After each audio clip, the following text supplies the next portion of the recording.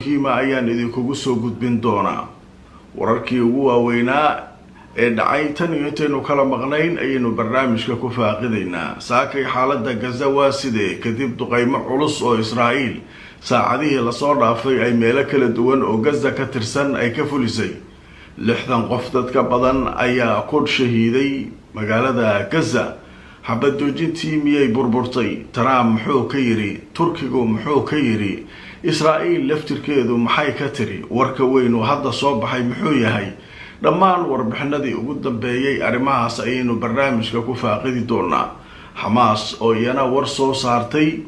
haddaba wararkaas oo xaaladda Gaza sida ay tahay iyadoo duqeymo culus ay dhacayeen xalay ilaa shalay gelinkii dambe ilaa saakay. hadda xaaladdu waa sidee? haddaba warar waaweyn oo arrintaa ku saabsan iyo khatar soo wajahday xabad joojintii Gaza ayaynu barnaamijka ku faahfaahinaynaa. inta aan ku jirno warar cusub oo dheeraad ah hadday soo kordhaan waan idinla socodsiinaya.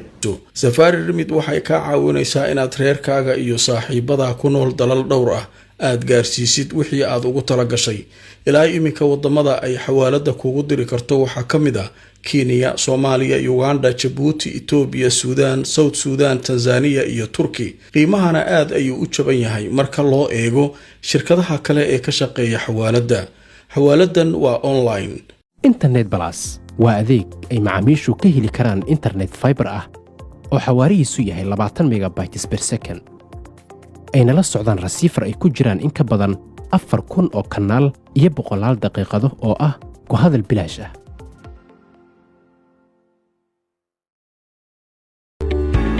dhammaan bulshada waxaa lala socodsiinayaa gaar ahaan magaalada London in xarunta dhinaca caafimaadka ee French and Overseas Clinic ay ku taalo meel aan ka fogeyn stationka tareenka ee Baker Street ee bartamaha magaalada London. halkaa waxaa jooga dhaqaatiir kala duwan oo ka daaweynaya cudurro ay ka mid yihiin kuwa maqaarka, kuwa carruurta, kuwa haweenka iyo cudurrada guud. dhaqaatiirta halkaa ka howlgashay howlwadanaduba waxay diyaar u yihiin inay wixii caafimaad ay kula qabtaan. sharikadda Imara Luxury Homes waa sharikad guryaha casriga ka dhista magaalada Nairobi ee dalka Kenya. haddana waxa ay ka wadaa dhismaha loo yaqaan The View xaafadda Parklands jidka 6 Avenue City Park. dhismaha The View waxa uu leeyahay adeeg kasta oo asaasi ah waxaana uu ka kooban yahay sida 2 qol, 3 qol, 4 qol iyo waliba qolkii shaqaalaha iyo 4 qol oo 2 dabaq oo isdul saaran. waa nooca loo yaqaan duplex. haddaba imika waxa socda barnaamijka sharikadu ay u bixisay 90 days promotional kaasoo la magac baxay hoyga waa muhiime hanti yeelo. waana qiimo dhimis 50%. kala xidhiir telefoonada kulanti wanaagsan markale asxaabay meel kastoo aad naga daawanaysaan. subax wanaagsan kusoo dhawaada barnaamijkeennii ugu horeeyay. maanta waa Arbacaha waxaynu ku bilaabaynaa xaaladda Gaza. shalay gelinkii dambe xabadii ku bilaabatay iyo duqeyntii ilaa saaki way socotay. cisbitaalada iyo goobaha caafimaadku waxay leeyihiin dad fara badan ayaa dhintay, dad kalena way dhaawacmeen.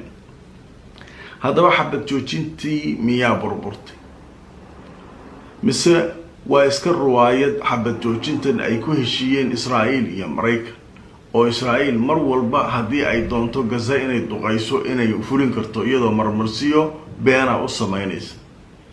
dowladihii kale ee heshiiska wax ka saxiixay ee uu Turkigu ugu horeeyay maxay arrinkan kaga jawaabeen? haddaba dhammaan su'aalahaas ayaa miiska saaran. sida dadku uga jawaabeen iyo wixii dhacay ayaynu barnaamijkan ku faaqidaynaa. haddaba ugu horeyn telefishinka Al Jazeera ayaa goordhow waxa uu qoray warbixin uu leeyahay in ka badan 60 qof ayaa ku shahiiday kadib markii Israa'iil ay xadgudub ku samaysay heshiiskii la gaaray Gaza arrintiisa ku saabsanaa. haddaba warbixinadu waxay leeyihiin cisbitaalada Gaza waxaa laga helayaa 63 qof inay ku shahiideen weerarkii Israa'iil ee cusub ay ku qaaday xaafado ku yaala magaalada Gaza, iyadoo dhanka kalena weli lagu jiro xabad joojintii hore loogu heshiiyey. iyadoo xabad joojinta lagu jirana Israa'iil ay waxay doonto fulisay. haddaba dadka shahiiday waxaa ka mid ah 24 caruur ah kuwaasoo la sheegay weerarada dhinaca cirka Israa'iil ay qaaday saacadihii lasoo dhaafay in ay markaa ku shahiideen oo ay wax ku noqdeen. haddaba dhanka kale waxaa la sheegayaa dad fara badan iyaguna weerarada inay ku dhaawacmeen. marka wararkii sida loo qoray iyo qaabka iyo hadda waxay tahay baynu anagu aadaynaa. 63 ayay hadda sheegeen cisbitaalada, macnaha shalay markii isku dhacu bilowday lahayd. waayahay saakay 10kii subaxnimo xilliga Gaza maxaa dhacay marka warka Israa'iil ay soo saartay muxuu yahay? haddaba marka aan idin tuso telefishinka Al Jazeera wuxuu leeyahay kanaalka 12 ee Israa'iil wuxuu sheegay in Gaza ay joojinayso Israa'iil inta badan weerarada ay ku hayso halkaas. marka waxay joojinaysaa saacadu marka ay tahay 10ka subaxnimo ee saakay waqtiga magaalada Gaza. haddaba waxaa la sheegayaa in Israa'iil ay sheegtay weeraradan inaanay saameyn ku lahayn xabad joojintii lagu heshiiyey. marka halkan qodob muhiim ah ku jira. waxay tiri 10ka subaxnimo waa joojinaynaa. hadda wararkii ugu dambeeyay 10kii waa la soo dhaafay xilliga Gaza. xaaladdu way degantay leeyahay, laakiin meelaha qaar wali madaafiic lagu garaacaya. maxay samaysay shalay duqeymaha ay samaysay diyaaradaha dagaalka droniska madaafiic dhulka laga ganayay, xataa maraakiib ayay ku duqaysay. fiirsada haddana waxay leedahay annagu xabad joojintii weli maana jibin. xabad joojintii weli ma jibinin, waan ilaalinaynaa. maxaa ilaalinaysaa? waaba ku galgalatay meesha xabad joojinta. maxay tahay waxa la joojinaya awal maxay ahaayeen? in rasaas la isku rido soo ma ahayn. marka waa sheeko yaab leh. marka marmarsiyay keeneen. waxay leeyihiin marmarsiyadu annaga shalay dhibaatana loo geystay, dhibaatadaas ayaynu ka jawaabaynay. haddaba marka dhibaatada loo geystay ay ka qaylinayaan maxay tahay? Al Jazeera waxay leedahay waxay sheegtay Israa'iil in laga dilay askari, kadibna waxaa la sheegay in la bartilmaameedsaday ciidamo military ah oo ku sugnaa deegaanka Rafax. haddaba ciidanka Israa'iil waxay sheegeen in askari koox ciidamada kaydka ah la dilay magaalada Rafax lagu dilay shalay. markaa kadibna weerarka uu halkaa ka bilowday. madaxweyne ku-xigeenka Mareykanka J.D. Vance ayaa waxa uu sheegay inuu filayo Israa'iil in markaa ka jawaabidda ay ka jawaabayso askariga laga dilay inaanay wax saameyn ku yeelanaynin xabad joojintii jirtay. oo waxay leeyihiin xabad joojinta weli waa sideen. waxay leeyihiin hal askariyana laga dilay Rafax. marruna ma beena cid og male, iyaga unbaa sheegaya la leeyahay. xamaas waxay leedahay wax ka jira warkaas ma jiro, annagu cid aan dilnay iyo cid aan weerarnay male, waa marmarsiyo cad ay leeyihiin. Israa'iilna waxay leedahay annagu askariyana laga dilay, Mareykankana waa wargelinay, aarsaduna dhahay, annagana waa aarsanay. maxaa aarsatay markabaa ku duqaysay, cirkaa ka duqaysay, ma aarsiyaa kaas? hal qof maa la dilay, may 60 iyo dhowr qof ayaa la ashahiiday. maaragtay 100 kale dad ku dhowna way dhaawacmeen. waxaa ku jirtaan ugu leeyahay hooyo iyo 3 caruur ay dhashay. wararka qaar waxay hooyo iyo 4 caruur. marka arrinkan wuxuu noqday arrin la yaab loo noqday. madaxweynaha Mareykanka marka la weydiiyay waxaa la yiri Israa'iil ka waran duqeymaha ay ku hayso Gaza soo ma aha xabad joojintii in la buriyay. marka inay is og yihiin lagu leeyahay halka waxba ka jira, dadkuna way is og yihiin lagu leeyahay. haddaba marka aan tuso wararkii ugu dambeeyay arrinka laga qoray. Trump wuxuu sheegay Israa'iil xaq ayay u leedahay inay aargoosato. xamaasna heshiiska xabad joojinta ee bariga dhexe qayb yar ayay ka yihiin u leeyahay. wax la yaab loo ku hadlo ninkan uu iska hadlaa moogtay hadalkiisa fiiri. juz sagiir ka tahay xamaas kula heshiiska xabad joojinta ilga awliyaa dirirsanaa. ma waxaa dirirsanaa Israa'iil iyo dowladaha dariska xabad isku waday. cidda xabad joojinta laga dhaxleeyay soo xamaas ma ahayn. kula Israa'iil xaq ay u leedahay inay aargoosato koow. xamaasna xabad joojintan la gaaray qayb yar ay ka tahay kula. macnaha gobolkan xabad joojinta laga gaaray oo maaragtay gobolka dhan xabad joojinta laga gaaray. macnaha dagaalku wuxuu u dhaxeeyay Israa'iil iyo dowladaha gobolka camal oo u dhigaya. marka wuxuu leeyahay juz sagiir waaye, qayb kamid ah oo yar waaye nimankan xamaaska heshiiska la gaaray marka israa'iilna xaq ay u leedahay inay isdifaacdo saas darteed marka xabad joojintu way jiraysaa marka hawshaas sidaasay noqonaysa wax la yaab la soo maaha marka dadkii wax falanqaynaya waxay leeyihiin meeshan waxaa nooga cad in wax heshiisa uusan jirin ee mala awaal iyo ruwaayad ay ku heshiiyeen Netanyahu iyo Trump ay tahay arrinkan dadka reer Gazana waxay leeyihiin war annaga wax badan jibina mar shaqadii baa ku jirnayba annaga inaan lafihi raadino iyo wixii annaga ku jirnaa nagtana lagu bilaabo marka sidan haday ku sii socotana gacmaha ma laabanayno Hamas markuu xilay annaga dagaal ma ku jirnaba annaga waxba maana samayn wana ku gardaroonaya askariyana laga dilay askari wax ka jira maleelay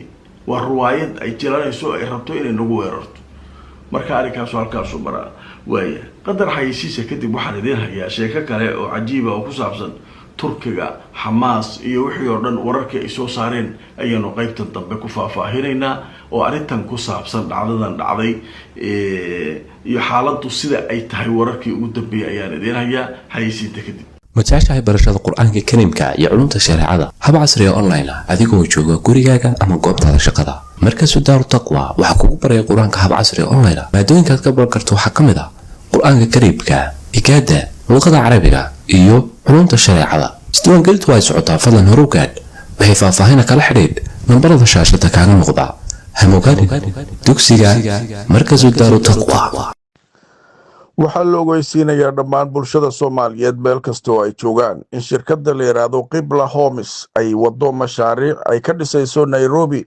xaafadda South Sea iyo Mombasa shirkadda guryaha ay dhisayso waxay ka kooban yihiin 5 bedroom 4 bedroom 2 bedroom iyo 1 bedroom waxaa sidoo kale ku jiraya duplex nooca loo yaqaano haddaba shirkadda waxa ay wax ku dhisayso waa styleka Turkiga ama qaabka Turkidu ay wax u dhistaan oo aad looga jecel yahay Nairobi qiimo jaban ayay guryaha kugu sii doontaa shirkadda waxa shirkadda guryaha ay dhisayso ay leeyihiin masaajid madrasad goob lagu dabaasho jimki iyo meel lagu socdo ama lagu ciyaaro intaba waxay leedahay CCTV camera 24 saacadood haddaba wixii ku saabsan mashaariicdaasi waxaad kala xiriiri kartaa telefoonada halkan ku qoran iyo Sheekh Liban oo isagu ah isku dubaridaha hawshan waan hubaa inaad si weyn uga heli doontaan guryahan ku raaxayso Qibla Homes oo ku diyaarisay guryo tayo sare leh kulato wanaagsan markale asxaabay meel kasta aad joogtaan ku soo dhawaada barnaamijkeena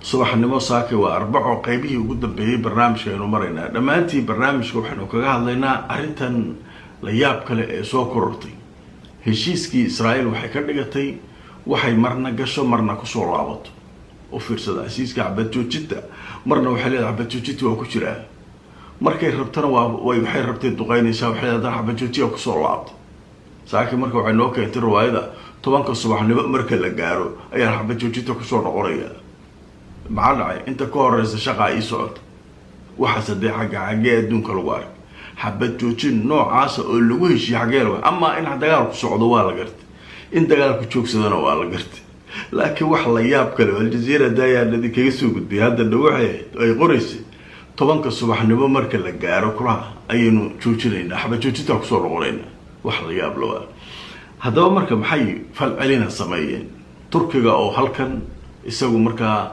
رجي وحصحي حي وجوينا عربتن كلا إسكدا حماس maxay ka tiri arrinka dhacay Mareykanku waa cadaystay warkiis madaxweyne ku xigeen haduu yahay Trump haduu yahay kulligood waxay raayeen Israa'iil xaq ay u leedahay xabad joojinta ma jabin xaqna waxay u leedahay inay waxay rabto duqayso warkoodu waa cadiyay haddaba marka ardaydu soo wararkii ugu dambeeyay sheekadan Al Jazeera waxay qortay goor dhow marka waxa leeyahay kanaalka 12 ee Israa'iiliyiintu ay leeyihiin ayaa wuxuu soo xiganayaa mas'uuliyiin waxaana la sheegayaa in marka xabad joojinta hadda socota aanay burburin sida dhanka Israa'iiliyiintu ay sheegayaan haddaba dhanka kale la taliye madaxweynaha Mareykanka Donald Trump ayaa sheegay in cadaadis lagu hayo ra'iisul wasaare Benjamin Netanyahu inaanu ku fogaan xaaladda uu ku jiro oo macnaha dagaalku aanu sii gelin oo marka arrinkan uu ka joogsado dhanka kale xamaas waxay sheegtay inay iyaduna joojinayso oo ay wacad ku martay dhiibidda lafo ay sheegtay inay soo heshay saacadihii lasoo dhaafay oo yuhuud ah oo ay sheegtay inay kasoo saartay godad ku yaala dhinaca Khan Yunis waxayna sheegeen in xaaladdu inta ay sidan tahay inaan lafaha aysan dhiibi doonin oo markaa xaaladdu ay sidan inay iska bedesho mooyaane.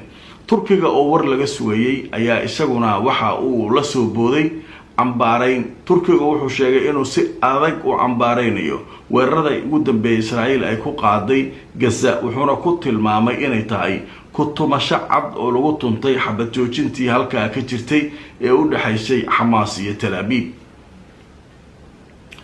intaas Turki wax kale uu qaban karo miyaa jirta?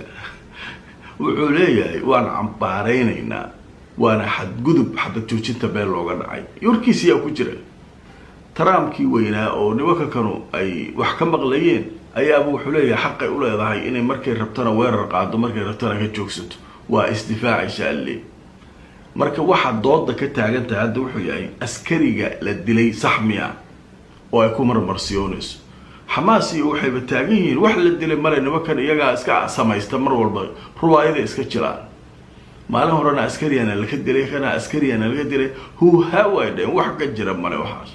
marka sheekada Gaza xaalkeedu wuxuu marayaa allowsaha xaal aad khatar u maraya. reer Gaza inkastoo nabadu ay rabeen oo ay maxaabiistii nooleed diibeen kuwii kalena hawshooda ku jiraan laakiin yuhuudda nabad ma rabaan sida hadda la leeyahay muuqatana wax nabada oo meesha ay nimankanu ka rabaan male. marka mar walba marmarsiyo yare sameeyaan weerarkay ku qaadaan si aan loo nafisin dadku aysan u nasan. haddii xataa qolo wax samaysan lahayd aysan u dhaqaaqin oo waxba samaysan maalmo markii la joogaba weerar soo qaadaysa xabad joojintii waa ku jira ay leedahay. Mareykankana wuxuu leeyahay xaq ay u leedahay inay istifaacdo. haye yaa kaloo wax dhihi kara Turkigii noogu tunka rooraay leeyihiin qoladii wax saayadayna idaana ka soo artay bacra cambaarayn kaliya. marka allow sahal umuraha way waan arki doonaa kulli xaqiina ka sii wada ducada ilaahay dadka dhibaatada iyo mushkiladda ay ku jiraan Allah ka saaro. la gareeyo shir gareeyo barnaamijka asxaabta inta aan markale kulmayno barnaamijka lamida nabadgelyo.